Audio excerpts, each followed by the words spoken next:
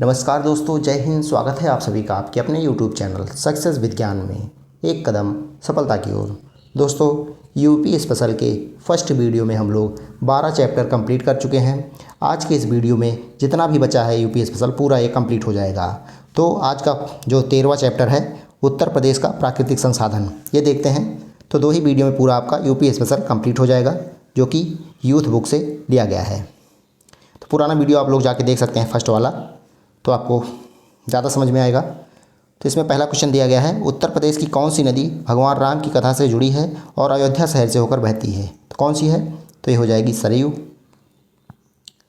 सरयू नदी जो है भगवान राम की कथा से जुड़ी अयोध्या शहर से होकर प्रवाहित होती है। सरयू घाघरा नदी के नाम से जानी जाती है। यह छपरा बिहार के पास गंगा में मिल जाती है। इसका उद्गम की बात करें इसकी, तो ये तिब्बत के पठार के मामचा चुंगो हिमनद से इसका उद्गम होता है।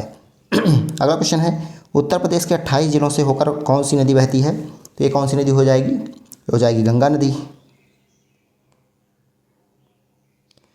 उत्तर प्रदेश के में जो है गंगा नदी 28 जिलों से होकर बहती है। गंगा नदी उत्तराखंड के गोमुख से निकलकर उत्तर प्रदेश के बिजनौर जिले से जो है उत्तर प्रदेश में प्रवेश करती है और बलिया जिले के बाद बिहार राज्य में प्रवेश कर जाती है। सारनाथ जो अशोक स्तंभ के लिए प्रसिद्ध है, वाराणसी से 10 किलोमीटर उत्तर पूर्व में किन 2 नदियों के संगम पर स्थित है? तो क्या हो जाएगा ये? गंगा और वरुणा। ध्यान दीजिएगा, गंगा और वरुणा। वाराणसी में ही जो है नगर से 10 किलोमीटर दूर पर स्थित सारनाथ गंगा और इसकी सहायक नदी वरुणा नदियों के संगम पर स्थित है। सारनाथ में अशोक स्तंभ, धमेक स्तूप, मृगदाप तथा बौद्ध संग्रहालय के लिए प्रसिद्ध है। गौतम बुद्ध ने ज्ञान प्राप्ति के बाद अपना पहला उपदेश जो है 5 अनुयायियों को सारनाथ में ही दिया था, जिसे धर्मचक्र प्रवर्तन कहा जाता है। अगला चैप्टर है उत्तर प्रदेश की जलवायु। इससे भी काफ़ी क्वेश्चन बनते हैं, इंपॉर्टेंट चैप्टर है। इसमें पहला दिया गया है, उत्तर प्रदेश की जलवायु है। तो उत्तर प्रदेश की जलवायु किस प्रकार की है? तो ये क्या हो जाएगा? उष्णकटिबंधीय मानसूनी, ट्रॉपिकल मानसून। ऑप्शन डी यहाँ पे करेक्ट हो जाएगा। तो यही क्वेश्चन यहाँ से ज़्यादा पूछा जाता है कि उत्तर प्रदेश की जलवायु किस प्रकार की है। तो उत्तर प्रदेश की जलवायु जो है उष्णकटिबंधीय मानसूनी है। उत्तर प्रदेश की जलवायु को वर्षा के आधार पर प्रोफेसर स्टाम्प व डॉक्टर काजी सैयद अहमद ने 2 प्रकारों में विभक्त किया। पहला आर्द्र एवं उष्ण क्षेत्रीय जलवायु और दूसरा साधारण आर्द्र एवं उष्ण क्षेत्रीय जलवायु। जलवायुविदों में कोपेन के अनुसार उत्तर प्रदेश में शुष्क शीत मानसूनी प्रकार की जलवायु, जबकि थार्नथ्वेट के अनुसार समशीतोष्ण आर्द्र प्रकार की जलवायु मिलती है। तो ये भी ध्यान रखिएगा कि इसके अनुसार कौन सी जलवायु। अगला चैप्टर है उत्तर प्रदेश की मृदा। उत्तर प्रदेश की मृदा देखते हैं, यहाँ से भी क्वेश्चन बनते हैं। बुंदेलखंड मिट्टी डैश में पाई जाती है।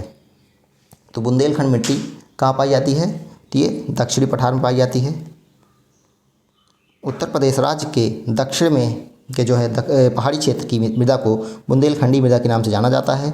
इस क्षेत्र में प्री कैम्ब्रियन युग की चट्टानों का बाहुल्य है। यह मृदा ललितपुर, झांसी, जालौन, हमीरपुर, महोबा, बांदा, चित्रकूट, दक्षिणी प्रयागराज और सोनभद्र के कुछ क्षेत्रों में मिलती है। इस मृदा के अन्य नामों में लाल मृदा, परवा या पड़वा, मार या माड़, राकड़ या राकड़ एवं भोंटा आदि नामों से भी जाना जाता है। उत्तर प्रदेश में पाई जाने वाली राकड़ मिट्टी के बारे में निम्नलिखित में से कौन सा सही है? राकड़ मिट्टी के बारे में पूछा गया है, तो इनमें से कौन सा सही है? इसमें यहाँ जो है तिल और चने जैसी फसलें उगाई जाती हैं, तो यही वाला ऑप्शन यहाँ पे करेक्ट हो जाएगा। राकड़ मिट्टी उत्तर प्रदेश के बुंदेलखंड क्षेत्र के पहाड़ी और पठारी इलाकों के ढालू क्षेत्रों में पाई जाने वाली मिट्टी है। यह मिट्टी गहरी राकड़ और पतली राकड़ में बटी होती है। इस मिट्टी में तिल, चना जैसी फसलें उगाई जाती हैं। तो अगला चैप्टर है उत्तर प्रदेश के वन्य एवं वन्यजीव। ये भी इम्पॉर्टेंट है। इसमें पहला दिया गया है, कछुआ वन्यजीव अभ्यारण्य के बारे में निम्नलिखित कथनों पर विचार कीजिए। कछुआ वन्यजीव अभ्यारण्य, इसमें पहला दिया गया है, यह उत्तर प्रदेश के वाराणसी जिले में स्थित है। क्या सही है? बिल्कुल सही है। दूसरा दिया गया है, यह देश का पहला मीठे पानी का कछुआ वन्यजीव अभ्यारण्य था। बिल्कुल सही है। तीसरा है, कछुओं को आधे जले हुए मानव शव को जैविक तरीके से हटाने के लिए छोड़ा गया था। तो ये सभी करेक्ट हो जाएंगे। तो यहाँ पे ऑप्शन डी करेक्ट हो जाएगा, ऑल ऑफ द अबव। कछुआ अभ्यारण्य उत्तर प्रदेश के वाराणसी जिले में स्थित यह गंगा डॉल्फिन और अन्य जलीय जानवरों के लिए प्रसिद्ध है। कछुआ अभ्यारण्य 21 दिसंबर 1989 को घोषित किया गया था। यह देश का पहला मीठे पानी का कछुआ अभ्यारण्य है। कछुओं को आधे जले हुए मानव शवों को जैविक तरीके से हटाने के लिए छोड़ा गया था।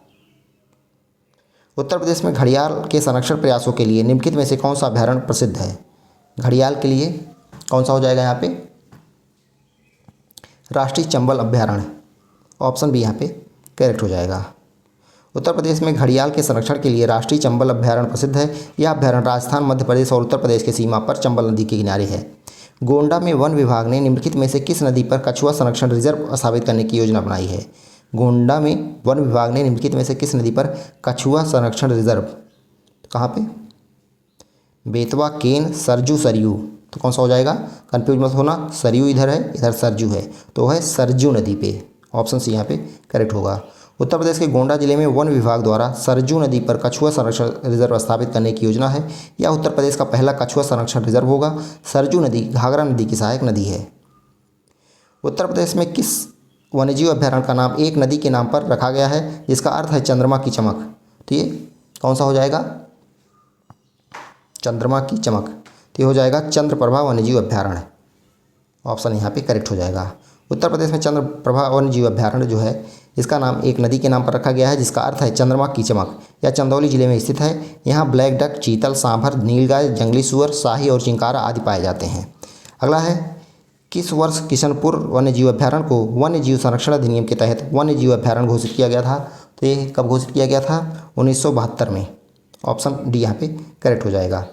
किशनपुर वन्यजीव अभ्यारण्य उत्तर प्रदेश के पास दुधवा टाइगर रिजर्व का एक हिस्सा है। वर्ष 1972 में वन्यजीव संरक्षण अधिनियम के तहत इसे वन्यजीव अभ्यारण्य घोषित किया गया। यह टाइगर, तेंदुए, अजगर, हिरण, घड़ियाल, जंगली सुअर एवं पक्षियों का घर है। अगला क्वेश्चन देखते हैं। इसमें दिया गया है बीर अब्दुल हमीद फॉरेस्ट वन्य जीवन एवं पर्यावरण संरक्षण पुरस्कार योजना किस वर्ष शुरू की गई? बीर अब्दुल हमीद फॉरेस्ट वन्य जीव पर्यावरण संरक्षण पुरस्कार योजना ये कब शुरू की गई थी? 2012-13 में। निम्नलिखित में से किस जानवर की रक्षा के लिए हस्तिनापुर वन्यजीव अभ्यारण्य की स्थापना वर्ष 1986 में की गई थी? तो किस जीव के लिए की गई थी? देखते हैं। ये दलदली हिरण, ये जूनियर असिस्टेंट 2023 वाले एग्जाम में आया भी था। उत्तर प्रदेश के मेरठ जिले में स्थित हस्तिनापुर वन्यजीव अभ्यारण्य की स्थापना जो है 1986 में की गई थी। इसे दलदली हिरण के संरक्षण के उद्देश्य से स्थापित किया गया था। दलदली हिरण को बारहसिंगा भी कहा जाता है। इस अभ्यारण्य में सांभर, चीतल, नीलगाय तथा जंगली बिल्ली आदि जीव भी पाए जाते हैं। वर्तमान में इस अभ्यारण्य का विस्तार गाजियाबाद, बिजनौर और ज्योतिबा फुले नगर यानी कि अमरोहा जिलों में है। आयोग ने इस प्रश्न का आरंभ जो पहले उत्तर माना था डी माना था, बाद में चेंज कर दिया था। पहले बाघ माना था, बाद में इसको चेंज करके दलदली हिरण माना था। दुधवा राष्ट्रीय उद्यान उत्तर प्रदेश के निम्नलिखित में से किस जनपद में स्थित है? तो ये हो जाएगा लखीमपुर खीरी। मोहाना और सुहेला नदी के बीच, ये ध्यान रखिएगा, नदी भी इंपॉर्टेंट हो जाती है। मोहाना और सुहेला नदी के बीच 775 वर्ग किलोमीटर वन क्षेत्र के रूप में 1861 में आरक्षित किया गया। 1977 में सरकार ने लखीमपुर खीरी जिले के 614 वर्ग किलोमीटर क्षेत्र को दुधवा राष्ट्रीय उद्यान के रूप में आरक्षित घोषित किया। ये 1961 होगा, 1961 में आरक्षित किया गया था और 1977 में सरकार ने लखीमपुर खीरी जिले के 614 वर्ग किलोमीटर क्षेत्र को दुधवा राष्ट्रीय उद्यान के रूप में आरक्षित घोषित किया। दुधवा से लगभग 30 किलोमीटर दूर स्थित एक अन्य आरक्षित क्षेत्र किशनपुर अभ्यारण्य एवं कतरनिया घाट को मिलाकर 1987 में दुधवा टाइगर रिजर्व बनाया गया। निम्नलिखित में से कौन सा पक्षी अभ्यारण्य उत्तर प्रदेश में स्थित है? तो उत्तर प्रदेश में इसमें से कौन सा स्थित है? तो समसपुर पक्षी अभ्यारण्य, यही हो जाएगा। समसपुर जो है उत्तर प्रदेश में स्थित है, यहाँ पे देख सकते हैं। समसपुर कहाँ पे है? उत्तर प्रदेश। बेदाथंगल जो है ये तमिलनाडु में है। घाट प्रभा जो है कर्नाटक में। जायकवाड़ी जो है ये महाराष्ट्र। चंद्रप्रभा उत्तर प्रदेश में ही है। अगला चैप्टर है उत्तर प्रदेश के खान और खनिज संसाधन। चलिए देखते हैं। पहला क्वेश्चन है डैश मुख्य रूप से मिर्ज़ापुर और सोनभद्र जिलों में पाया जाता है जो सीमेंट के निर्माण के में जो है एक महत्वपूर्ण कच्चा माल है। ये किस चीज़ के बारे में बात हो रही है? तो ये चूना पत्थर, लाइमस्टोन की बात हो रही है। चूना पत्थर मिर्ज़ापुर जिले के गुरुमा, कनाच, बाबूहारी एवं रोहतास क्षेत्रों में तथा सोनभद्र के कजराहट क्षेत्र में पाया जाता है। तो स्थान भी थोड़ा याद रखेंगे आप लोग, जो है मिर्ज़ापुर जिले के गुरुमा, कनाच, बाबूहारी एवं रोहतास क्षेत्रों में तथा सोनभद्र के कजराहट क्षेत्र में पाया जाता है। मिर्ज़ापुर के चुनार तथा सोनभद्र जिले के चुर्क तथा डल्ला सीमेंट फैक्ट्रियों के लिए चूना पत्थर इन्हीं स्थानों से उपलब्ध होता है। चूना पत्थर के उत्पादन की दृष्टि से उत्तर प्रदेश का देश में 13वां स्थान है। अगला है निम्नलिखित में से कौन सा शहर एल्यूमिनियम के उत्पादन का जो है प्रमुख केंद्र है? तो रेणुकूट हो जाएगा, ऑप्शन बी। उत्तर प्रदेश का रेणुकूट शहर जो है सोनभद्र जिला एल्यूमिनियम उत्पादन का प्रमुख केंद्र है। यहीं पर आदित्य बिरला समूह का हिंडाल्को इंडस्ट्रीज स्थित है, जो एल्यूमिनियम का जो है उत्पादन करती है। हिंडाल्को को भारत में स्टार ट्रेडिंग हाउस का दर्जा प्रदान किया गया है। इसकी स्थापना 1962 में की गई थी। उत्तर प्रदेश के शंकरगढ़ क्षेत्र अपने किन उच्च गुणवत्ता वाले निक्षेपों के लिए प्रसिद्ध है? तो शंकरगढ़ की बात हो रही है, तो ये सिलिका रेत, सिलिका सैंड। उत्तर प्रदेश के शंकरगढ़ क्षेत्र यानी प्रयागराज अपने सिलिका रेत के उच्च गुणवत्ता वाले निक्षेपों के लिए प्रसिद्ध है। रॉक फॉस्फेट ललितपुर से, कोयला सोनभद्र से प्राप्त होता है। तो रॉक फॉस्फेट जो है ललितपुर से और कोयला सोनभद्र से प्राप्त होता है, और सिलिका रेत जो है ये शंकरगढ़ प्रयागराज। उत्तर प्रदेश के किस शहर को सिरेमिक सिटी कहा जाता है? सिरेमिक सिटी किसको कहा जाता है? तो ये खुर्जा। खुर्जा भारत के उत्तर प्रदेश राज्य के बुलंदशहर के जिले में स्थित है। खुर्जा को सिरेमिक सिटी के नाम से जाना जाता है। प्रयागराज इलाहाबाद, यह प्राचीन नगर गंगा और यमुना के संगम के लिए प्रसिद्ध है। लखनऊ इसे नवाबों का शहर कहा जाता है। मुंबई इसे सपनों का शहर कहा जाता है। आगरा यमुना नदी के तट पर स्थित आगरा शहर जो है ऐतिहासिक स्मारकों के लिए प्रसिद्ध है, जिसे सिटी ऑफ ताज के नाम से भी जाना जाता है। अगला चैप्टर है उत्तर प्रदेश के ऊर्जा संसाधन। ये सारे क्वेश्चन प्रीवियस ईयर में आए हुए हैं, इस लिहाज से इंपॉर्टेंट हो जाते हैं। उत्तर प्रदेश के शाहजहाँपुर जिले में कौन सा थर्मल पावर प्लांट स्थित है? ये शायद अभी लेखपाल में आया था। जी हाँ, लेखपाल में ही आया था। तो ये कौन सा? तो रोसा हो जाएगा, रोसा। रोसा thermal power plant Uttar Pradesh के शाहजहाँपुर में स्थित है। अनपरा थर्मल पावर प्लांट जो है सोनभद्र में, जवाहरपुर थर्मल पावर प्लांट एटा में, परीक्षा थर्मल पावर प्लांट झांसी में स्थित है। रोसा थर्मल पावर प्लांट की स्थापित क्षमता जो है 1200 मेगावाट है। उत्तर प्रदेश के में जो है पहले ग्रीन हाइड्रोजन संयंत्र का उद्घाटन किस जिले में किया गया था? तो ये कौन सा हो जाएगा? ये गोरखपुर में किया गया था। उत्तर प्रदेश का पहला ग्रीन हाइड्रोजन संयंत्र जो है गोरखपुर के खानीमपुर में स्थापित किया गया था। इसका उद्घाटन प्रदेश के मुख्यमंत्री द्वारा 17 अगस्त 2025 को किया गया था। यह संयंत्र टोरेंट ग्रुप द्वारा स्थापित किया जा रहा है। तो किस ग्रुप द्वारा? टोरेंट ग्रुप द्वारा। इस संयंत्र का मुख्य कार्य घरेलू व औद्योगिक उपयोग के लिए ग्रीन हाइड्रोजन को CNG PNG के साथ मिश्रित कर प्रदूषण रहित ईंधन का उत्पादन करना है। अगला क्वेश्चन है उत्तर प्रदेश के माता टीला बांध का निर्माण डैश नदी पर किया गया था। तो माता टीला बांध का निर्माण किस नदी पर किया गया था? ये आपको बताना है। ठीक, बेतवा नदी पर। ऑप्शन यहाँ पे करेक्ट हो जाएगा। जूनियर असिस्टेंट पे आया था 2025 में। माता टीला बांध उत्तर प्रदेश के ललितपुर जिले में बेतवा नदी पर बना है। इसका निर्माण वर्ष 1958 में हुआ था। तो इसका निर्माण जो है 1958 में हुआ था। इस बांध से झांसी, जालौन, हमीरपुर और ग्वालियर जिलों को फायदा होता है। अगला है गलत जोड़े की पहचान कीजिए। गलत जोड़ा इसमें से कौन सा है, ये पहचानना है। गलत दिया गया है मोइरपुर बांध सोनभद्र, ये तो करेक्ट है। तीसरा दिया गया है पीली बांध जो कि बिजनौर में है, भी सही है। लहचूरा बांध झांसी में है, भी सही है। चौथा दिया गया है जामनी बांध ललितपुर, ये भी सही है। तो इसमें गलत जोड़े का पहचान करना है। तो इसमें से कोई भी गलत नहीं है, तो ऑप्शन इनकरेक्ट हो जाएगा, नन ऑफ द अबव। देख सकते हैं मोइरपुर बांध जो है सोनभद्र में है, पीली बांध बिजनौर में है। सारे इंपॉर्टेंट है, ध्यान रखिएगा। मोइरपुर बांध सोनभद्र, पीली बांध बिजनौर, लहचूरा बांध झांसी तथा जामनी बांध ललितपुर में स्थित है। उत्तर प्रदेश के अन्य प्रमुख बांधों में राजघाट बांध जो है ललितपुर में, परीक्षा बांध झांसी में, सलारपुर बांध महोबा में, नगवा बांध सोनभद्र में तथा अहरौरा बांध जो है मिर्ज़ापुर में स्थित है। निम्नलिखित में से कौन सा बांध उत्तर प्रदेश में स्थित नहीं है? उत्तर प्रदेश में स्थित नहीं है, ये पूछा है, ध्यान दीजिएगा। तो परीक्षा स्थित है, बघला स्थित है, भैंसोरा स्थित है। बदुआ जो है ये बिहार में स्थित है, उत्तर प्रदेश में स्थित नहीं है। बदुआ बांध जो है बिहार के बांका जिले में बदुआ नदी पर स्थित है, जबकि परीक्षा बांध झांसी जिले में, बघला बांध जो है प्रयागराज जिले में तथा भैंसोरा बांध चंदौली जिले में स्थित है। अहरौरा बांध उत्तर प्रदेश की डैश नदी पर डैश जिले में बनाया गया है। अहरौरा बांध की बात हो रही है, तो यहाँ पे कौन सा हो जाएगा?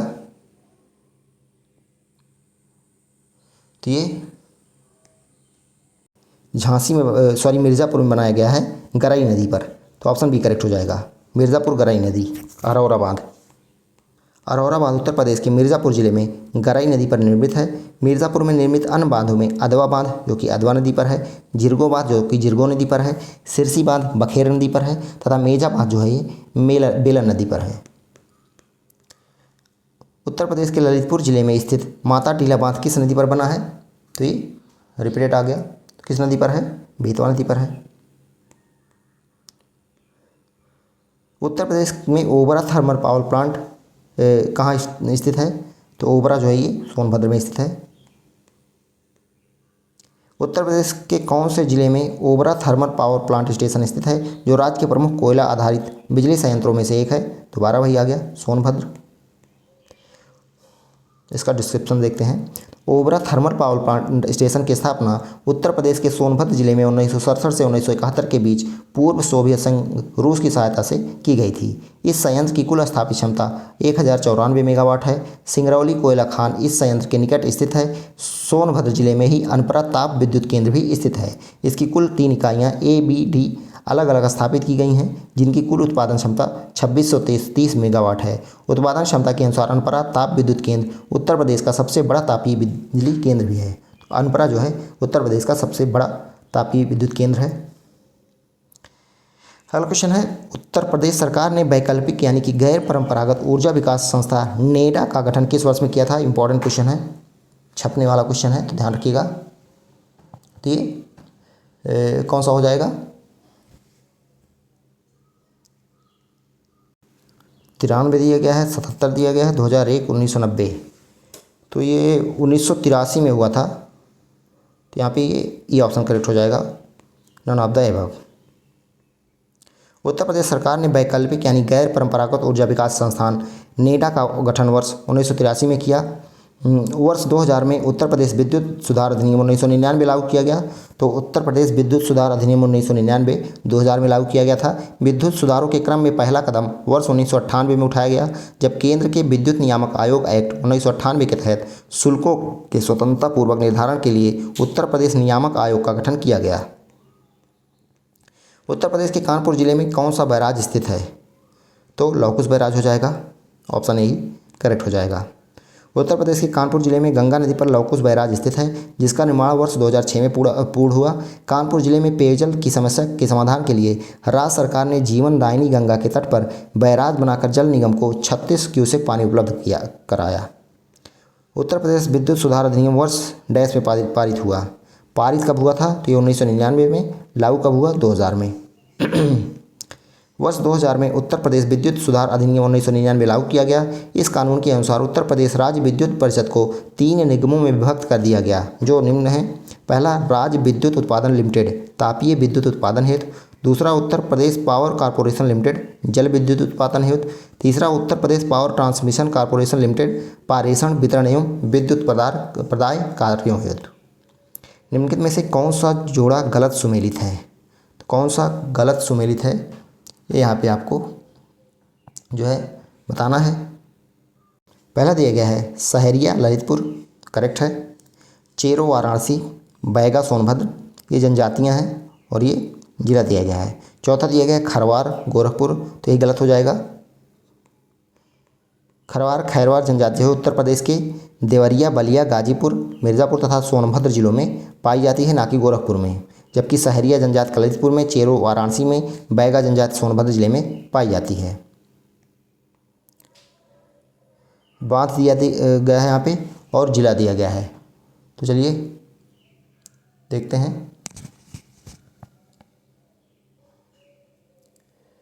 पहला दिया गया है अधवा बांध। अधवा बांध कहाँ पे स्थित है? ये हो जाएगा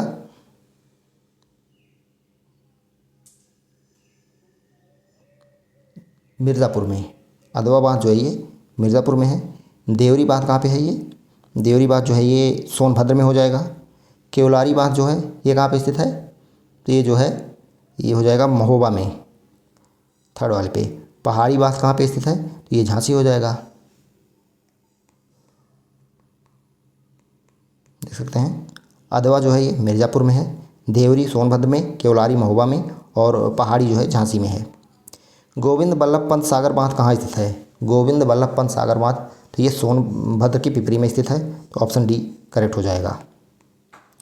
गोविंद बल्लभ पंत सागर बांध जो है उत्तर प्रदेश के सोनभद्र जिले के पिपरी में स्थित है। यह भारत का सबसे बड़ा कृत्रिम झील है। यह बांध सोन नदी की सहायक नदी रिहंद नदी पर स्थित है।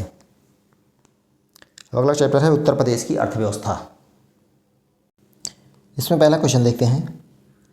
एशिया का प्रीमियर खाद्य एवं पेय F&B व्यापार प्रदर्शन इंडस फूड 2025 का 8वां संस्करण कहाँ आयोजित किया गया था? तो उस समय ये करंट में पूछा गया था। तो ये India exposition mart limited greater Noida में, ऑप्शन ए यहाँ पे करेक्ट हो जाएगा। एशिया का प्रीमियर खाद्य एवं पेय व्यापार प्रदर्शन इंडस फूड 2025 का 8वां संस्करण India exposition mart limited greater Noida में आयोजित किया गया था। वर्तमान मूल्यों पर 2024-25 में उत्तर प्रदेश का अनुमानित सकल राज्य घरेलू उत्पाद कितना है? तो 2024-25 में पूछा गया था। ये कितना हो जाएगा? ये 24.99 ट्रिलियन। उत्तर प्रदेश रोजगार रिपोर्ट 2023-24 के अनुसार NFHS 5 के अनुसार उत्तर प्रदेश में पुरुष साक्षरता दर कितनी है? तो ये कितनी हो जाएगी? तो इनमें से कोई नहीं। उत्तर प्रदेश रोजगार रिपोर्ट 2023-24 के अनुसार NFHS 5 राष्ट्रीय परिवार स्वास्थ्य सर्वेक्षण 5 के अनुसार उत्तर प्रदेश में पुरुष साक्षरता दर 84.1% है। यह आंकड़ा राज्य के 15 से 49 वर्ष आयु वर्ग के पुरुषों पर आधारित है। रिपोर्ट के अनुसार NFHS 5 से प्राप्त यह डेटा राज्य की आर्थिक प्रगति को दर्शाता है। उत्तर प्रदेश सरकार की किसानों के लिए दुर्घटना मुआवजा योजना के तहत निम्नलिखित में से कौन सा कथन गलत है?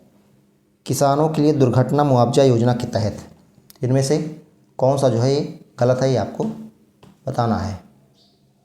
पहला दिया गया है, या किसी किसान की दुर्घटना में मृत्यु हो जाती है, यदि किसी किसान की दुर्घटना में मृत्यु हो जाती है तो परिवार को मुआवजे के तौर पर 5 लाख मिलते हैं, तो करेक्ट है। दूसरा, एक हाथ और एक पैर की हानि की स्थिति में मुआवजा राशि 3 लाख हो जाती है, तो ये गलत दिया गया है।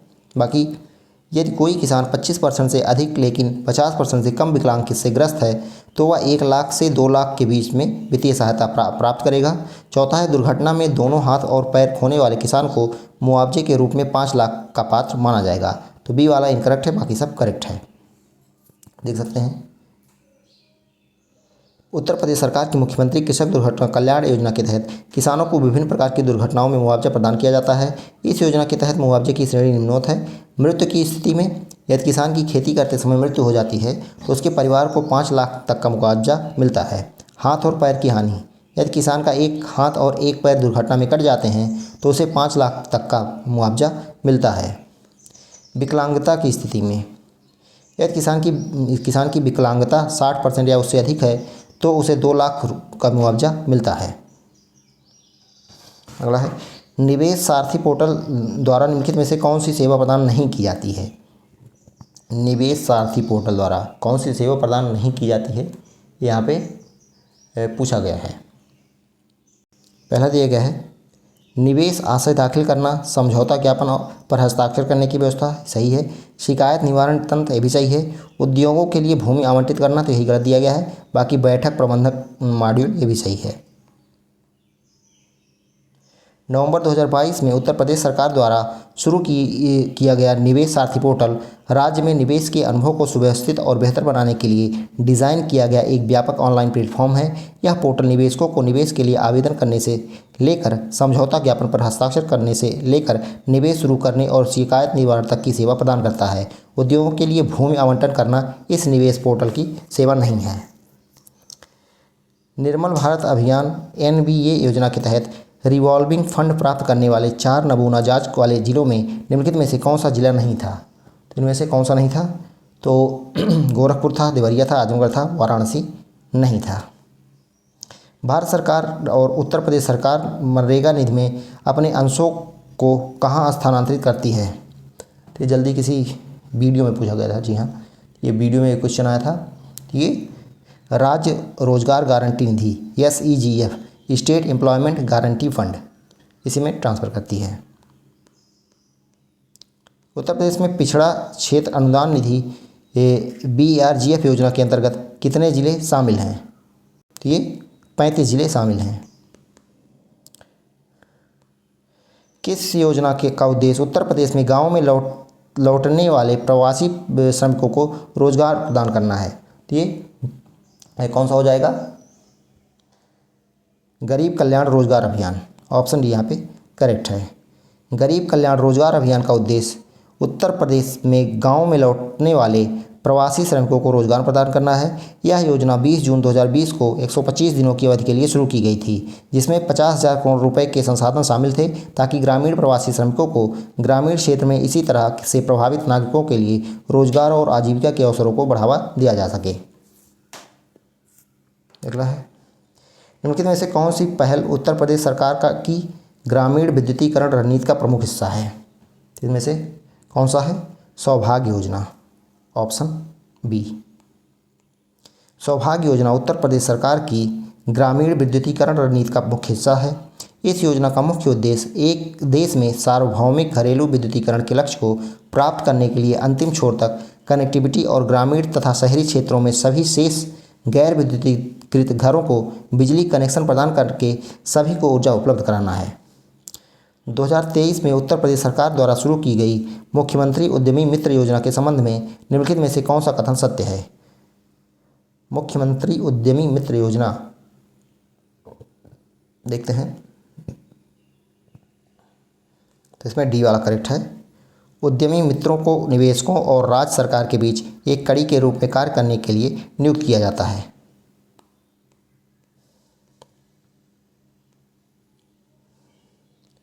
उत्तर प्रदेश औद्योगिक निवेश एवं रोजगार प्रोत्साहन नीति 2022 के अंतर्गत मेगा श्रेणी की परियोजनाओं के लिए पूंजी निवेश सीमा क्या है? मेगा, तो ये कितना हो जाएगा? 200 करोड़ या उससे अधिक, लेकिन 500 करोड़ से कम। उत्तर प्रदेश औद्योगिक निवेश एवं रोजगार प्रोत्साहन नीति 2022 के अंतर्गत मेगा श्रेणी की परियोजना के लिए पूंजी निवेश की सीमा जो है 200 करोड़ या उससे अधिक, लेकिन 500 करोड़ से कम होनी चाहिए। इस नीति के अंतर्गत लार्ज श्रेणी में 50 करोड़ या उससे अधिक, लेकिन 200 करोड़ से कम होना चाहिए। सुपर मेगा श्रेणी के अंतर्गत 500 करोड़ या उससे अधिक तथा 3,000 करोड़ से कम होना चाहिए, तथा अल्ट्रा मेगा श्रेणी के अंतर्गत 3,000 करोड़ से अधिक राशि निवेश की जा सकती है। मुख्यमंत्री सामूहिक विवाह योजना के तहत उत्तर प्रदेश सरकार प्रत्येक लाभार्थी युगल के लिए डैश प्रदान करती है? तो इनमें से कोई नहीं। ये उस समय 51,000 प्रदान किया जाता है, लेकिन अभी जल्दी में बढ़ के जिसे बढ़ाकर वर्तमान में 1 लाख रुपए कर दिया गया है। सरकार द्वारा इस योजना को वर्ष 2017 में शुरू किया गया था। तो जब एक प्रश्न पूछा गया था उसके पहले 51,000 दिया जाता था, लेकिन अभी ये 2017 से लागू किया गया था, अभी ये 1 लाख कर दिया गया है। उत्तर प्रदेश में कुष्ठ रोग पेंशन योजना के तहत पात्र लाभार्थियों को कितनी मासिक पेंशन प्रदान की जाती है? तो कौन सा करेक्ट हो जाएगा यहाँ पे? डी, 3,000। अगला क्वेश्चन है, जीरो पॉवर्टी यानी शून्य गरीबी उत्तर प्रदेश अभियान के तहत प्रत्येक ग्राम पंचायत में अत्यंत गरीब परिवारों की पहचान करने के लिए उपयोग किए जाने वाले त्रिस्तरीय तंत्र की एक महत्वपूर्ण विशेषता क्या है? क्या है? एंड टू एंड डिजिटलीकरण और स्वचालित आरक्षितता रेटिंग अंतिम चयन निर्धारित करती है।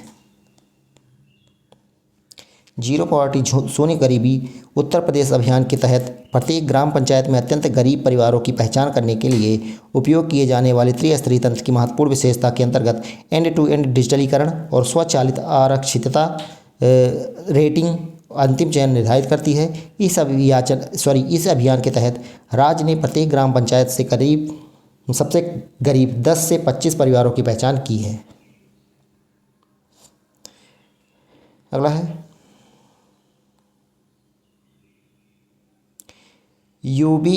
यूपीबीएसएन का पंजीकृत कार्यालय कहाँ स्थित है? तो ये लखनऊ में स्थित है।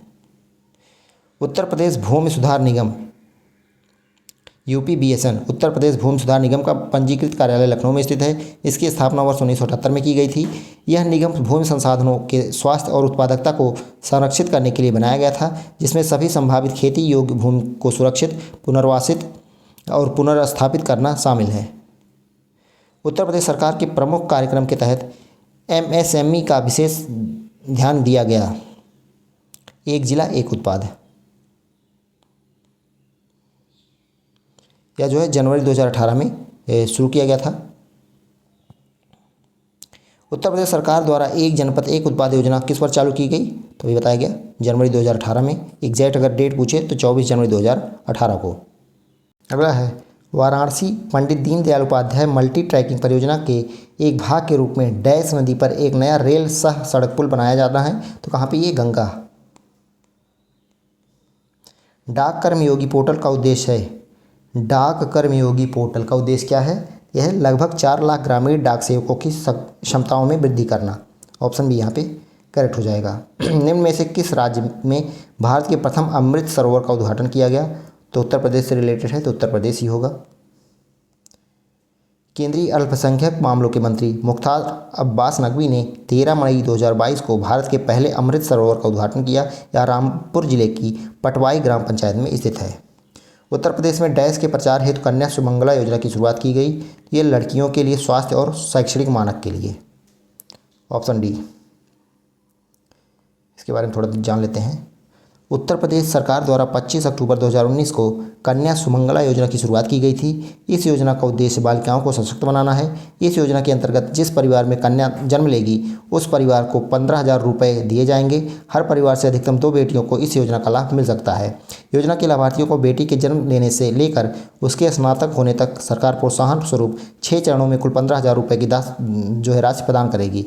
ध्यातव्य है कि वित्त वर्ष 2024-25 से योजना की कुल धनराशि को 15,000 से बढ़ाकर 25,000 कर दिया गया है। ध्यान दीजिएगा, अब इसे 15,000 से बढ़ाकर 25,000 कर दिया गया है। उत्तर प्रदेश में डैश हेतु शबरी संकल्प अभियान की शुरुआत की गई है। तो कुपोषण दूर करने हेतु इंपॉर्टेंट क्वेश्चन है। उत्तर प्रदेश सरकार द्वारा हौसला पोषण योजना की तर्ज पर प्रदेश के 29 जिलों में शबरी संकल्प योजना शुरू की गई। शबरी संकल्प योजना के तहत महिलाओं को कुपोषण से बचाने के लिए ऐसी महिलाएं जिनका जीवन दैनिक मजदूरी पर निर्भर है तथा उनके 2 वर्ष तक के बच्चों को कुपोषण से दूर रखने के लिए 500 रुपये प्रतिमाह 6 माह हेतु 3,000 रुपये उनके बैंक खाते में भेजा जाएगा। 6 माह के बाद नवजात बच्चे के 2 वर्ष तक होने तक पोषण के लिए 500 रुपये प्रतिमाह की दर से प्रत्येक 6 माह पर दिया जाएगा। इस योजना में वही महिलाएं पात्र होंगी जिनकी आयु प्रसव के समय कम से कम 19 वर्ष हो तथा आंगनबाड़ी केंद्रों पर पंजीकृत हों तथा उनका प्रसव संस्थागत सरकारी या निजी नर्सिंग होम में होना अनिवार्य है। किशोरी बालिका योजना वर्ष में डैश दिनों के लिए विद्यालय में उपस्थित न होने पर लड़कियों को संतुलित आहार प्रदान करने की पेशकश करती है। किशोरी बालिका योजना वर्ष में कम से कम 300 दिनों। ऑप्शन डी यहाँ पे करेक्ट हो जाएगा। 21 फरवरी 2019 को, तो कब? 21 फरवरी 2019 को किशोरियों के हितों को ध्यान में रखते हुए उत्तर प्रदेश सरकार द्वारा किशोरी बालिका योजना शुरू की गई। किशोरी बालिका योजना के अंतर्गत 11 से 14 वर्ष की स्कूल न जाने वाली बालिकाओं का पोषण आहार के रूप में मोटा अनाज जैसे बाजरा, कोदो, मक्का, रागी, घी, चना आदि दिया जा रहा है। यह योजना प्रदेश के सभी जिलों में संचालित की जा रही है। अगला है प्रधानमंत्री किसान सम्मान निधि योजना के तहत लाभ प्राप्त करने के संबंध में उत्तर प्रदेश राज्य का स्थान कौन सा है? तो बिना देखे आप लोग जान सकते हैं, पहला स्थान ही होगा। प्रधानमंत्री किसान सम्मान निधि योजना की शुरुआत 24 फरवरी 2019 को की गई थी। इसके तहत सभी किसानों को 6,000 प्रतिवर्ष वित्तीय सहायता प्रदान की जाती है। तो कब शुरू की गई थी? 24 फरवरी 2019 को। बाकी चीज़ें आप लोग जानते ही हैं। उत्तर प्रदेश सरकार की एक जिला एक उत्पाद योजना का लक्ष्य उत्तर प्रदेश में डैश को प्रोत्साहित करना है। तो किसको प्रोत्साहित करना था? स्वदेशी और विशेष उत्पाद। 24 जनवरी 2018 को शुरू की गई थी। यह योजना सर्वप्रथम जापान के ओइटा के गवर्नर मोरिहिको हिरामालू ने वर्ष 1975 में शुरू की थी। अब अगला चैप्टर है उत्तर प्रदेश की जनगणना। इसके बारे में देखते हैं। इसमें पहला क्वेश्चन दिया गया है, 2011 की जनगणना के अनुसार उत्तर प्रदेश के किस जिले की साक्षरता दर सबसे अधिक थी? 2011 की जनगणना के अनुसार पूछा गया है, तो ये गौतम बुद्ध नगर हो जाएगा। Option A. जनगणना 2011 के अनुसार उत्तर प्रदेश के शीर्ष 5 साक्षरता वाले जिलों में गौतम बुद्ध नगर सबसे ऊपर था 80.12%, फिर कानपुर नगर, फिर औरैया, फिर इटावा, फिर गाजियाबाद। जबकि न्यूनतम साक्षरता वाले 5 जिले थे श्रावस्ती, बहराइच, बलरामपुर, बदायूं और रामपुर। याद रखिएगा आप लोग। जनगणना 2011 के अनुसार उत्तर प्रदेश की कुल जनसंख्या में महिलाओं का प्रतिशत कितना था? तो 47.71%। ऑप्शन सी करेक्ट हो जाएगा। तो महिलाओं का 47.71% तथा महिलाओं की कुल जनसंख्या इतनी थी। उत्तर प्रदेश की कुल जनसंख्या जो है 19 करोड़ 98 लाख थी, जिसमें पुरुषों की जनसंख्या इतना इंपॉर्टेंट नहीं है, ये ध्यान रखिएगा। कुल जनसंख्या में उत्तर प्रदेश विश्व में के चीन, भारत, अमेरिका व इंडोनेशिया के बाद विश्व में 5वें स्थान पर है। उत्तर प्रदेश के निम्नलिखित जिलों को 2011 जनगणना के अनुसार साक्षरता दर के आधार पर न्यूनतम से उच्चतम की ओर व्यवस्थित कीजिए। साक्षरता दर के आधार पर न्यूनतम से उच्चतम ये व्यवस्थित करना है। चलिए देखते हैं। तो सबसे कम इसमें से कौन सा हो जाएगा? सबसे कम यहाँ पे बहराइच का हो जाएगा। तो तीसरा आएगा पहले। उसके बाद जो है उससे ज़्यादा किसका हो जाएगा? उसके उससे ज़्यादा बाराबंकी का हो जाएगा, तो चौथा आ जाएगा। उससे ज़्यादा किसका हो जाएगा? उससे ज़्यादा आजमगढ़ का, उससे ज़्यादा आजमगढ़ का हो जाएगा, यानी एक। उसके बाद फिर मैनपुरी आ जाएगा। 3 4 2 1, 3 4 1 2, तो यही हो जाएगा। देख सकते हैं बहराइच का सबसे कम है। अगर पूरा सबसे कम पूछे वैसे तो श्रावस्ती का है, लेकिन इन ऑप्शन में सबसे कम बहराइच का है, उससे ज़्यादा बाराबंकी का है, उससे ज़्यादा आजमगढ़, उससे ज़्यादा मैनपुरी। उत्तर प्रदेश में न्यूनतम साक्षरता दर वाले जिले जो हैं श्रावस्ती, बलरामपुर, बहराइच, बदायूं और रामपुर। उत्तर प्रदेश जनसंख्या नियंत्रण, स्थिरीकरण एवं कल्याण विधेयक 2021 का प्राथमिक उद्देश्य क्या है? ये पहला दिया गया है, प्रजनन दर को 2026 तक 2.1 प्रति हज़ार जनसंख्या तथा 2030 तक 1.9 तक कम करना। तो यही सही हो जाएगा। उत्तर प्रदेश जनसंख्या नियंत्रण, स्थिरीकरण एवं कल्याण विधेयक 2021 का प्राथमिक उद्देश्य प्रजनन दर को 2026 तक 2.1 प्रति हज़ार तथा 2030 तक 1.9 प्रति हज़ार कम करना है। यह जनसंख्या वृद्धि पर अनुकूल नियंत्रण लगाने के लिए लागू किया गया है। अगला है 2011 की जनगणना के अनुसार उत्तर प्रदेश का जनसंख्या घनत्व कितना था? तो कितना था? तो 829 व्यक्ति। राज्य में सर्वाधिक जनघनत्व जो है गाजियाबाद में है 3971, उसके बाद वाराणसी, फिर अगर न्यूनतम की बात करें तो सबसे कम ललितपुर का है, उससे ज़्यादा सोनभद्र का। 2011 की जनगणना के अनुसार उत्तर प्रदेश की साक्षरता कितनी है? तो ये हो जाएगा 67.68%। पुरुष साक्षरता 77.28% तथा महिला साक्षरता 57.18% है। 2011 की जनगणना के अनुसार भारत की साक्षरता दर जो है ये 74.04% है। जनगणना 2011 के अनुसार राज्य के सर्वाधिक और न्यूनतम जनसंख्या वाले जिले क्रमशः हैं। तो सबसे ज़्यादा कहाँ पे है? इलाहाबाद में, सबसे कम महोबा में। ऑप्शन डी यहाँ पे करेक्ट हो जाएगा। 2011 की जनगणना के अनुसार उत्तर प्रदेश का सर्वाधिक साक्षर जनपद कौन सा है? तो गाजियाबाद, लखनऊ, जौनपुर, कानपुर नगर। इसमें वैसे तो गौतम बुद्ध नगर है, लेकिन उसमें नहीं दिया गया है, तो दूसरा ऑप्शन करेक्ट हो जाएगा, कानपुर नगर। देख सकते हैं गौतम बुद्ध नगर सबसे ज़्यादा है, उसके बाद कानपुर नगर, फिर औरैया, फिर इटावा, फिर गाजियाबाद। अगला चैप्टर है उत्तर प्रदेश की कृषि। चलिए देखते हैं।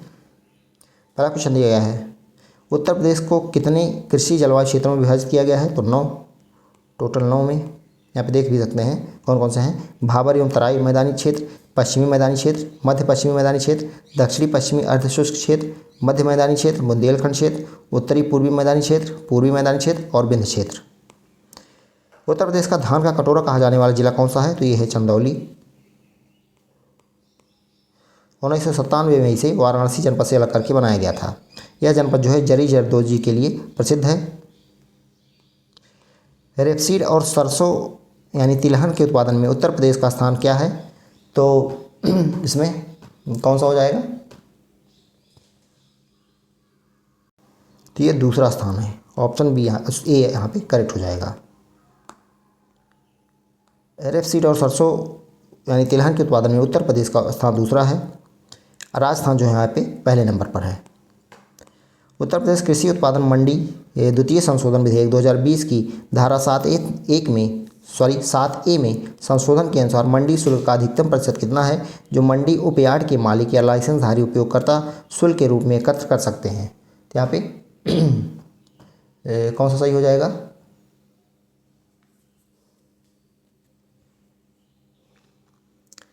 तो यहाँ पे कोई करेक्ट नहीं लग रहा है, तो ऑप्शन यहाँ पे करेक्ट हो जाएगा।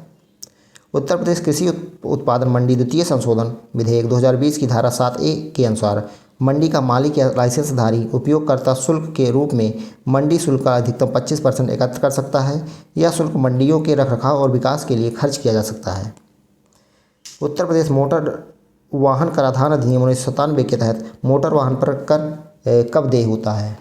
ये कब होता है? वाहन खरीद की तिथि पर प्रतिवर्ष।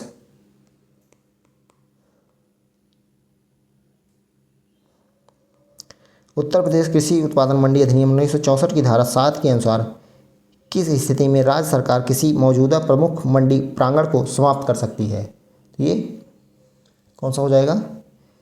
यदि जनहित में आवश्यक या समीचीन समझा जाए, तो ऑप्शन सी यहाँ पे करेक्ट हो जाएगा। उत्तर प्रदेश उत्पादन मंडी संशोधन अध्यादेश 2020 के तहत मंडियों के उपयोग को प्रोत्साहित करने के लिए निम्नलिखित में से क्या लागू किया गया था? तो क्या लागू किया गया था, यहाँ पे पूछा गया है। तो ये APMC से परे व्यापार के लिए विशिष्ट लाइसेंस का आवश्यक होना, ऑप्शन बी यहाँ पे करेक्ट हो जाएगा। उत्तर प्रदेश के किस कृषि जलवायु क्षेत्र में कृषि उत्पादकता अधिक है? तो सबसे ज़्यादा पश्चिमी मैदान में है, तो ऑप्शन सी यहाँ पे करेक्ट हो जाएगा। आम की लंगड़ा किस्म हमारे राज्य के निम्न में से किस जिले से उद्धृत मानी जाती है? लंगड़ा, तो ये वाराणसी हो जाएगा। यहाँ पे और भी प्रजातियाँ दी गई हैं। दशहरी जो है लखनऊ और मलिहाबाद, चौसा आम हरदोई सहारनपुर, अल्फांसो रत्नागिरी महाराष्ट्र, केसर आम जूनागढ़, हिमसागर और किशनभोग जो है मुर्शिदाबाद पश्चिम बंगाल, बादामी आम कर्नाटक का है, सफ़ेद आम आंध्र प्रदेश, बॉम्बे ग्रीन पंजाब, तोतापुरी आम बेंगलुरु कर्नाटका, नीलम आम आंध्र प्रदेश। इसके अलावा रसपुरी आम कर्नाटक का है, मुलगोवा आम जो है सेलम तमिलनाडु, लक्ष्मण भोग मालदा पश्चिम बंगाल, इमाम पसंद जो है तेलंगाना आंध्र प्रदेश तमिलनाडु, फजली आम बिहार और पश्चिम बंगाल, मनकुरत आम गोवा का है, पहाड़ी और पैरा आम गुजरात का है, गुलाब खास आम जो है बिहार झारखंड व पश्चिम बंगाल, वनराज आम जो है गुजरात का है, किलचुंदन आम जो है ये केरल का है, रुमानी आम जो है ये चेन्नई का है। उत्तर प्रदेश में मुख्य प्रकार की फसलें हैं, तो रबी, खरीफ और जायद, ऑप्शन ए है। उत्तर प्रदेश में प्रमुख रबी फसलें कौन सी हैं? गेहूं, चना, मटर, जौ। ये अक्टूबर नवंबर में इनकी बुआई की जाती है, मार्च अप्रैल तक ये काट दी जाती हैं। गेहूं, जौ, चना, मटर, अलसी, सरसों, धनिया इत्यादि। निम्न कंद फसलों में से किसे गरीब का मित्र कहा जाता है? तो आलू को। 2017-18 के अनुसार दालों के वैश्विक उत्पादन में भारत का स्थान कौन सा था? तो पहला।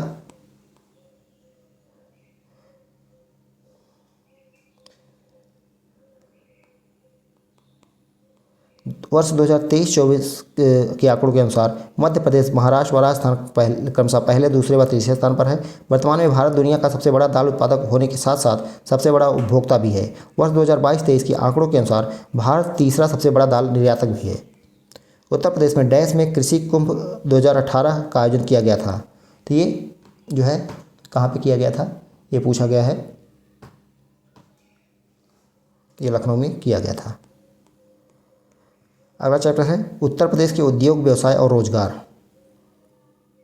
इसमें देखते हैं। इसमें पहला दिया गया है ODOP योजना के तहत चयनित काला नमक चावल को और भी क्या कहा जाता है? काला नमक चावल को क्या जाता है? बुद्ध चावल भी कहा जाता है, बुद्ध का महाप्रसाद भी कहा जाता है। ये बेसिकली सिद्धार्थनगर का है। अगला है GI टैग भी इसको मिला है। उत्तर प्रदेश औद्योगिक निवेश एवं रोजगार प्रोत्साहन नीति 2022 के अनुसार बुंदेलखंड और पूर्वांचल में औद्योगिक इकाइयों के लिए स्टाम्प शुल्क में छूट का प्रतिशत कितना है? तो वहाँ पे बुंदेलखंड और पूर्वांचल में 100%, तो वहाँ पे 100% है, देख सकते हैं।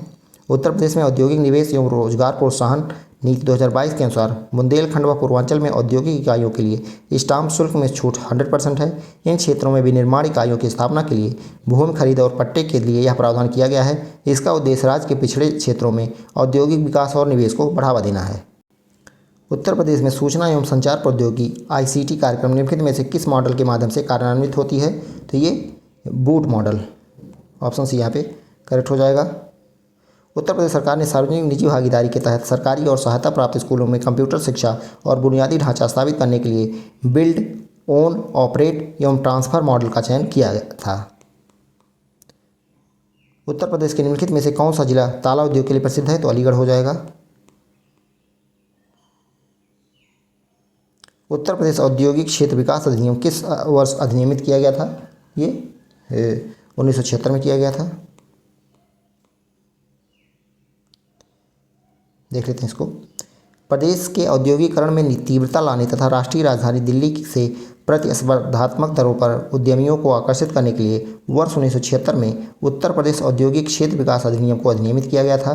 गोरखपुर औद्योगिक विकास प्राधिकरण यानी गीडा की स्थापना 1989 में तथा सतहरिया औद्योगिक विकास प्राधिकरण सीडा की स्थापना वर्ष 1989 में की गई थी। उत्तर प्रदेश में वर्तमान में कितने जीआई टैग उत्पाद हैं जो भारत में सबसे अधिक वाले राज्य के रूप में अपना स्थान रखते हैं? ये प्रश्नकाल में जो है ये 75 उत्पाद जो थे। प्रश्नकाल के समय उत्तर प्रदेश में 75 जीआई टैग उत्पाद थे, किंतु मई 2025 तक यह बढ़कर 77 उत्पाद हो गए हैं। पहला यूपी निवेशक शिखर सम्मेलन आयोजित किया गया था, तो ये जो है कब आयोजित किया गया था? तो 2018 में। कहाँ पे? लखनऊ में। उत्तर प्रदेश वैश्विक निवेशक शिखर सम्मेलन जो है 2023 में कहाँ आयोजित किया गया? तो ये भी लखनऊ में 10 फरवरी 2023 को। उत्तर प्रदेश के निम्नलिखित में से किस उत्पाद को 2024 में भौगोलिक संकेत जीआई टैग का दर्जा दिया गया? तो ये 2024 की बात हो रही है, तो इसमें किसको दिया गया था? तो अमरोहा ढोलक, मैनपुरी तारकसी, संभल हैंडक्राफ्ट, तो इन सभी को। उत्तर प्रदेश में चाकू नगरी का खिताब पाने वाला जिला कौन सा है? तो ये रामपुर हो जाएगा, option C. Uttar Pradesh film नीति 2018 के अनुसार उत्तर प्रदेश में शूट की गई फिल्मों के लिए अधिकतम कितनी सब्सिडी उपलब्ध है? तो ये कितनी सब्सिडी उपलब्ध है यहाँ पे बताना है। तो ये उत्तर प्रदेश में आधे शूटिंग दिनों के लिए 1 करोड़ रुपए और 2/3 शूटिंग दिनों के लिए 2 करोड़ रुपए।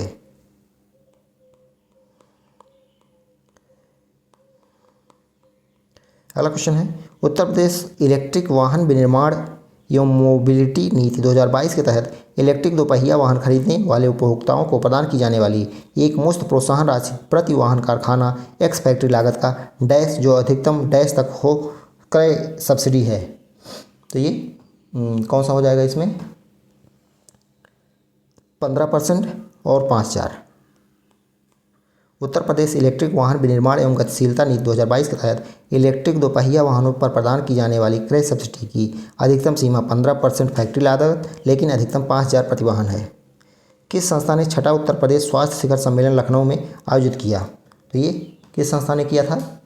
ये CII ने, भारतीय उद्योग महासंघ CII ने छठा उत्तर प्रदेश स्वास्थ्य शिखर महासम्मेलन आयोजन जो है लखनऊ में किया। इस सम्मेलन में उत्तर प्रदेश में स्वास्थ्य सेवा के भविष्य पर चर्चा करने के लिए नीति निर्माताओं, स्वास्थ्य देखभाल पेशेवरों और नव प्रवर्तकों ने भाग लिया।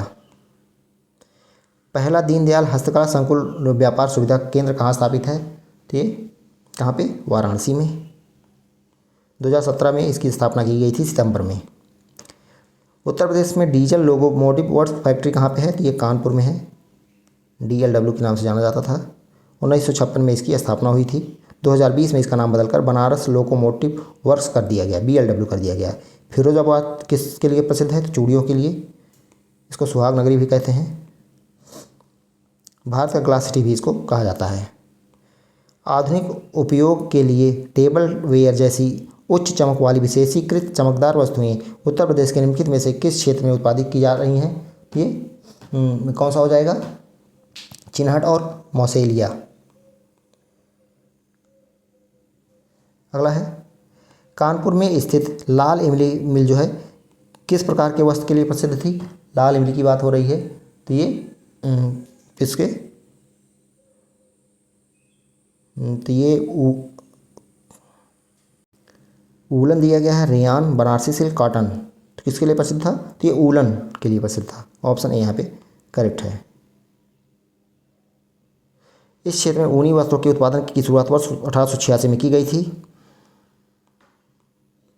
उच्च श्रेणी के सिलिका बालू पत्थरों के बड़े भंडार क्रमशः इलाहाबाद और चित्रकूट जिलों के किन क्षेत्रों में पाए जाते हैं जो उत्तर भारत के कांच उद्योग की आपूर्ति का पारंपरिक स्रोत रहे हैं? तो ये हो जाएगा कौन सा? शंकरगढ़ और बरगढ़। प्रयागराज इलाहाबाद के शंकरगढ़ तथा चित्रकूट के बरगढ़ क्षेत्र उत्तर प्रदेश में सिलिका पत्थरों के बड़े भंडार के लिए प्रसिद्ध हैं। ये सिलिका पत्थरों के इस उच्च कोटि का प्रयोग कांच उद्योग में बहुतायत मात्रा में किया जाता है। अगला है उत्तर प्रदेश का निम्न में से कौन सा जिला काली मिट्टी के बर्तनों के लिए प्रसिद्ध है। काली मिट्टी के बर्तनों के लिए जो प्रसिद्ध है वो है आजमगढ़ का निज़ामाबाद।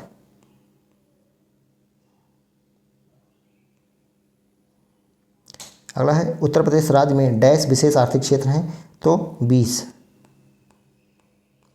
ध्यान रखिएगा, प्रश्नकाल में 20 थे। भारत में इसकी शुरुआत वर्ष 2005 में हुई थी। जून 2023 में उत्तर प्रदेश राज्य ने 31 विशेष आर्थिक क्षेत्र सेज को स्वीकृति प्रदान की है, जिसके तहत विभिन्न सेक्टरों IT, वस्त्र उद्योग, हस्तशिल्प उद्योग एवं गैर पारंपरिक ऊर्जा की पूर्ति व संचालित किया जा रहा है। तो अब 31 हो गए हैं। उत्तर प्रदेश का एक छोटा सा शहर डैश अपनी लाल मिट्टी के सजावटी बर्तनों के लिए जाना जाता है, तो ये चुनार हो जाएगा। बरेली की बात करें तो बरेली उत्तर प्रदेश राज्य में रामगंगा नदी के तट पर स्थित है। यह सुरमा के लिए प्रसिद्ध है, फिरोजाबाद चूड़ियों के लिए। राज्य में व्यवसाय स्थापित करने के उद्देश्य से उद्योग बंधु उत्तर प्रदेश सरकार का ISO 9001-2008 प्रमाणित डैश स्तरीय निकाय है और यह सभी औद्योगिक अनुमोदनों को समाहित करता है, तो ये 3 है। भारत से सॉफ्टवेयर निर्यात की दृष्टि से उत्तर प्रदेश किस स्थान पर है, तो यह है दूसरे स्थान पर। भारत से सॉफ्टवेयर निर्यात की दृष्टि से उत्तर प्रदेश दूसरे स्थान पर है, जबकि भारत से सॉफ्टवेयर निर्यात में पहले स्थान पर कर्नाटक है। उत्तर प्रदेश में IT उद्यम नोएडा, गाजियाबाद, ग्रेटर नोएडा, कानपुर और लखनऊ तक सीमित हैं। अगला है डैश उत्तर प्रदेश में चमड़ा व्यवसाय का एक प्रमुख केंद्र है, तो इनमें से कानपुर हो जाएगा। प्रमुख आभूषण बाजार उत्तर प्रदेश के किस शहर में स्थित है, तो ये आभूषण बाजार जो है मेरठ में स्थित है। निम्नलिखित में से कौन सा युग्म असंगत है। असंगत है यानी सही मिलान नहीं है। तो कृत्रिम अंग निर्माण जो है कानपुर में, कांच उद्योग फिरोजाबाद, परमाणु विद्युत संयंत्र लखनऊ, तो यही गलत हो जाएगा। ये बुलंदशहर के नरोरा में है। बाकी डीजल लोकोमोटिव जो है वाराणसी में है। सी वाला यहाँ पे गलत दिया गया है, देख सकते हैं। परमाणु विद्युत संयंत्र जो है ये नरोरा बुलंदशहर में है। उत्तर प्रदेश में भारतीय वाणिज्य एवं उद्योग मंडल एसोचैम यूपी की स्थापना किस वर्ष की गई थी। ये इंपॉर्टेंट क्वेश्चन बनेगा। ये 1994 में की गई थी। UPSIDA का फुल फॉर्म क्या है। UPSIDA का यहाँ पे फुल फॉर्म पूछा गया है। उत्तर प्रदेश राज्य औद्योगिक विकास प्राधिकरण, इसका फुल फॉर्म हो जाएगा। अब अगला चैप्टर देखते हैं, उत्तर प्रदेश की राज्य व्यवस्था एवं प्रशासन। इसमें पहला क्वेश्चन है, स्वतंत्रता के तुरंत बाद संयुक्त प्रांत अब उत्तर प्रदेश के पहले भारतीय पुलिस महानिरीक्षक जो है IGP कौन थे। तो ये IGP उस समय होते थे उत्तर प्रदेश में, तो ये कौन थे, BN लाहिड़ी थे। BN Lahiri, option B correct हो जाएगा। देश की स्वतंत्रता के बाद संयुक्त प्रांत के प्रथम भारतीय पुलिस महानिरीक्षक IGP BN लाहिड़ी थे। 24 जनवरी 1950 को संयुक्त प्रांत का नाम बदलकर उत्तर प्रदेश रखा गया था। उत्तर प्रदेश पुलिस द्वारा लॉन्च किए गए त्रिनेत्र 2.0 एप्लीकेशन के संबंध में निम्नलिखित कथनों पर विचार कीजिए। त्रिनेत्र 2.0, तो पहला दिया गया है, इसे जनवरी 2017 में पूरे उत्तर प्रदेश में यातायात उल्लंघनों की निगरानी के लिए लॉन्च किया गया था। तो ये गलत लग रहा है क्योंकि 2017 में ये लॉन्च नहीं किया गया था। दूसरा दिया गया है, यह पहचान के उद्देश्यों के लिए मशीन लर्निंग और डीप लर्निंग प्रौद्योगिकियों का उपयोग करता है, तो सही है। तीसरा दिया गया है, यह पूरे राज्य में विचाराधीन कैदियों की स्थिति को ट्रैक करने के लिए under trial management system UTMS से जुड़ा हुआ है, तो ये भी करेक्ट है। तो दूसरा तीसरा करेक्ट है, बाकी पहला जो है इसमें गलत दिया गया है। उत्तर प्रदेश पुलिस द्वारा अपराध की रोकथाम और जांच में क्रांतिकारी परिवर्तन लाने के लिए एक उन्नत AI आधारित डिजिटल प्लेटफॉर्म त्रिनेत्र 2.0 लॉन्च किया गया है। यह पहचान के लिए मशीन लर्निंग और डीप लर्निंग प्रौद्योगिकियों का उपयोग करता है। यह राज्य भर में जेलों, अपराध और आपराधिक ट्रैकिंग नेटवर्क सिस्टम और विचाराधीन प्रबंधन प्रणाली UTMS से जुड़ा हुआ है। त्रिनेत्र 2.0 जो है मार्च 2024 में लॉन्च किया गया था। इसमें चेहरे की पहचान और आपराधिक गिरोह जैसी सुविधाएं शामिल हैं। उत्तर प्रदेश के भीमनगर जिले का नाम बदलकर संभल किस वर्ष किया गया था, तो ये 2012 में किया गया था। भीमनगर संभल उत्तर प्रदेश के नए बनाए गए जिलों में से एक है। 23 जुलाई 2012 को जनपद का नाम भीमनगर से बदलकर संभल कर दिया गया। संभल में 3 तहसील संभल, चंदौसी और गुन्नौर हैं। भदोही को आधिकारिक तौर पर उत्तर प्रदेश के 65वें जिले के रूप में किस तिथि को बनाया गया था? तो ऐसे भी क्वेश्चन पूछे जा सकते हैं। तो 30 जून 1994 को ये बनाया गया था, वाराणसी से अलग करके। अगला है, यूपीएसआरएलएम ने रिस्क रिड्रेसल फंड के तहत SC/ST के आरक्षित सदस्यों के लिए डैश का प्रावधान किया है। तो ये कितना हो जाएगा? 2250। उत्तर प्रदेश की पहली महिला राज्यपाल कौन थी? तो महिला राज्यपाल की बात हो रही है तो सरोजिनी नायडू हो जाएंगी। ये उत्तर प्रदेश की नहीं, पूरे भारत की पहली महिला राज्यपाल थी। अगला है, भारत की प्रथम महिला राज्यपाल कौन थी? फिर से वही आ गया, सरोजिनी नायडू। 15 अगस्त 1947 से 2 मार्च 1949 तक ये उत्तर प्रदेश की राज्यपाल रही थी। उन्होंने कई कविता संग्रह प्रकाशित किए जिनमें द गोल्डन थ्रेशोल्ड और द बर्ड ऑफ टाइम प्रसिद्ध हैं। निम्नलिखित में से कौन उत्तर प्रदेश के राज्यपाल रह चुके हैं? इनमें से कौन उत्तर प्रदेश के राज्यपाल रह चुके हैं? तो श्री राम नाईक, पहला वाला ही करेक्ट हो जाएगा। लाल बहादुर शास्त्री के बारे में निम्नलिखित कथनों पर विचार कीजिए। लाल बहादुर शास्त्री के बारे में यहाँ पे पूछा गया है। पहला, उनका जन्म मुगल सराय उत्तर प्रदेश में हुआ था, सही है। उन्होंने जय जवान जय किसान का नारा दिया, यह भी सही है। उन्होंने भारत के दूसरे प्रधानमंत्री के रूप में कार्य किया, यह भी सही है। तो ये सभी करेक्ट हो जाएगा, पहला, दूसरा और तीसरा। तो उनका जन्म जो है मुगल सराय उत्तर प्रदेश में हुआ था। जय जवान जय किसान का नारा उन्होंने दिया था। इन्होंने भारत के दूसरे प्रधानमंत्री के रूप में कार्य किया था। लाल बहादुर शास्त्री का जन्म 1 अक्टूबर 1904 ईस्वी को उत्तर प्रदेश के वाराणसी के 7 मील दूर एक छोटे से रेलवे कस्बे मुगल सराय में हुआ था। वह 9 जून 1964 से 11 जनवरी 1966 ईस्वी के दौरान 18 महीने तक भारत के प्रधानमंत्री के रूप में कार्यरत रहे थे। निम्नलिखित में से किस राज्य में द्विसदनीय विधानमंडल नहीं है? तो उत्तर प्रदेश में है, तेलंगाना में है, महाराष्ट्र में है, राजस्थान में नहीं है। तो राजस्थान में द्विसदनीय मंडल नहीं है। कहाँ कहाँ पे है वर्तमान में? जो है उत्तर प्रदेश हो गया, बिहार हो गया, महाराष्ट्र हो गया, कर्नाटक हो गया, तेलंगाना हो गया, आंध्र प्रदेश। इन 6 जगहों पे द्विसदनीय विधानमंडल है, यानी विधानसभा भी है और विधान परिषद भी है। अगला है, उत्तर प्रदेश नगर पालिका अधिनियम की किस धारा के तहत स्थानीय निकायों के निदेशक की नियुक्ति की जाती है? इसमें कौन सा करेक्ट हो जाएगा? धारा 31 ख के तहत। उत्तर प्रदेश नगर पालिका अधिनियम की धारा 31 ख के तहत स्थानीय निकायों के निदेशक की नियुक्ति की जाती है। वर्तमान में उत्तर प्रदेश में 17 नगर निगम, 200 नगर पालिका परिषद और 545 नगर पंचायत हैं। उत्तर प्रदेश के राज्य चिन्ह में क्या दर्शाया गया है? तो धनुष बाण और मछलियों की एक जोड़ी, ये यही सही हो जाएगा, बी वाला ऑप्शन। उत्तर प्रदेश राज्य चिन्ह पे धनुष और बाण और मछलियों की एक जोड़ी दर्शाया गया है। मछलियां अवध के पूर्व मुस्लिम शासकों को दर्शाती हैं। धनुष और तीर यह प्रतीक भगवान राम से संबंधित है, जो अयोध्या के इक्ष्वाकु वंश के राजा थे। तरंगों वाला वृत्त जल की तरंगों जैसे प्रतीत होता है और उत्तर प्रदेश की नदी संस्कृति यानी गंगा यमुना को दर्शाती हैं। आज तक उत्तर प्रदेश विधानसभा का गठन कितनी बार हुआ है? अभी तक कितनी बार हो चुका है ये बताना है। 18 बार। उत्तर प्रदेश के प्रथम विधानसभा का गठन 3 मार्च 1952 को हुआ था। तब से लेकर वर्तमान तक कुल 18 बार विधानसभा का गठन किया जा चुका है।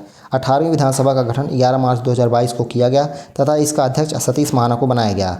बनारसी दास एवं श्रीपति मिश्र उत्तर प्रदेश विधानसभा के ऐसे अध्यक्ष थे जिन्होंने उत्तर प्रदेश के मुख्यमंत्री के रूप में भी पदभार ग्रहण किया। प्रदेश में राज्यसभा सीटों की संख्या कितनी है? तो राज्यसभा सीटों की संख्या जो है 31 है, तो यहाँ पे दिया नहीं गया है, तो ई वाला ऑप्शन करेक्ट हो जाएगा। राज्यसभा सीटें 31 हैं, लोकसभा सीटें 80 हैं और विधान परिषद में कुल सदस्य हैं 100। तो जिसका निर्वाचन निम्नलिखित विधि से होता है। विधान परिषद के जो 100 सदस्य हैं उनमें पहला, विधानसभा निर्वाचन क्षेत्र से 38 सदस्य, स्थानीय निकाय निर्वाचन क्षेत्र से 36 सदस्य, शिक्षक निर्वाचन क्षेत्र से 8 सदस्य, स्नातक निर्वाचन क्षेत्र से 8 सदस्य और राज्यपाल द्वारा मनोनीत 10 सदस्य। उत्तर प्रदेश में गोमती बेसिन के अंतर्गत कौन से ज़िले आते हैं? तो यहाँ पे सुल्तानपुर कौन सा हो जाएगा?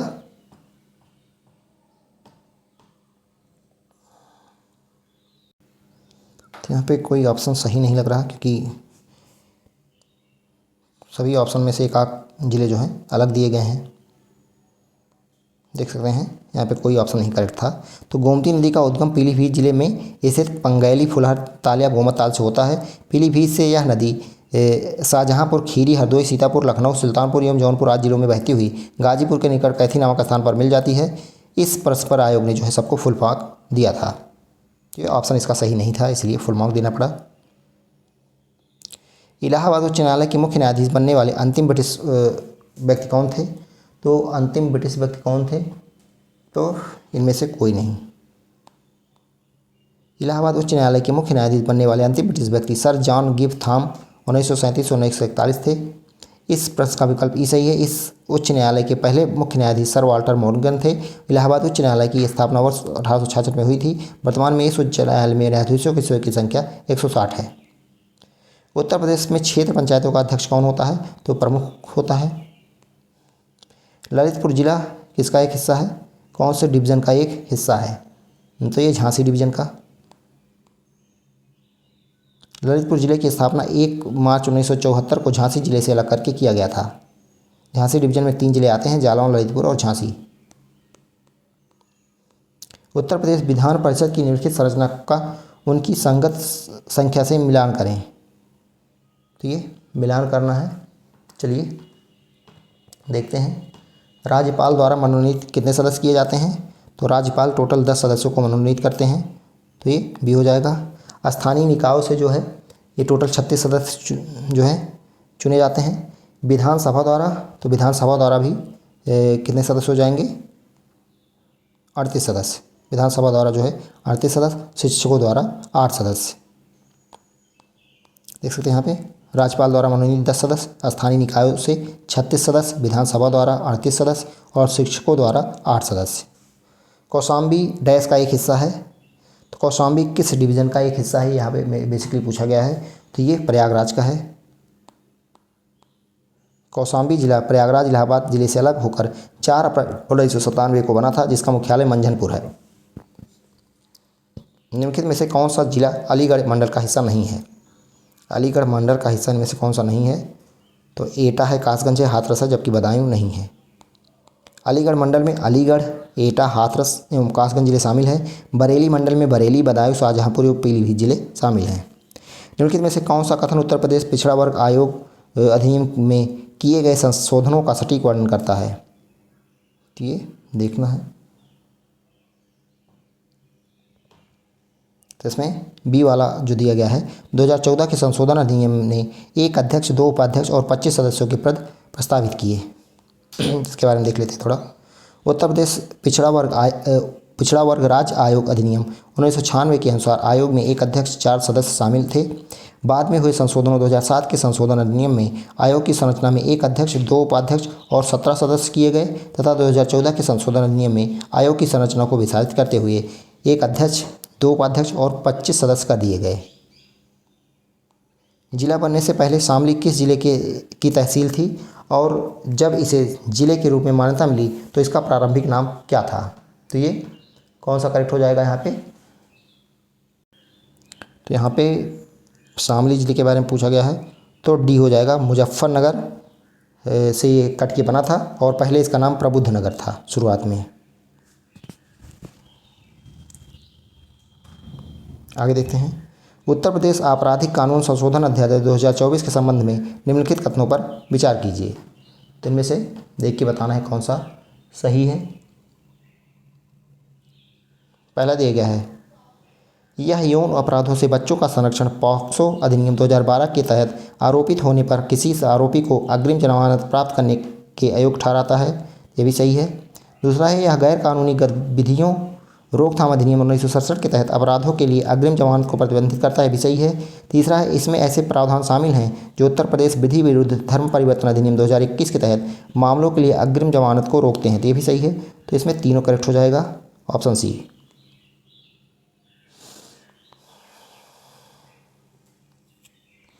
उत्तर प्रदेश के राज्य वित्त आयोग ने किस कर सुधार की विशेष रूप से अनुशंसा की थी? इसमें कौन सा सही हो जाएगा?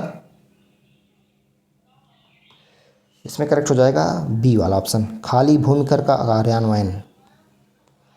उत्तर प्रदेश के राज्य वित्त आयोग ने संपत्ति कर निर्धारण की किस प्रणाली की सिफारिश की थी? तो ये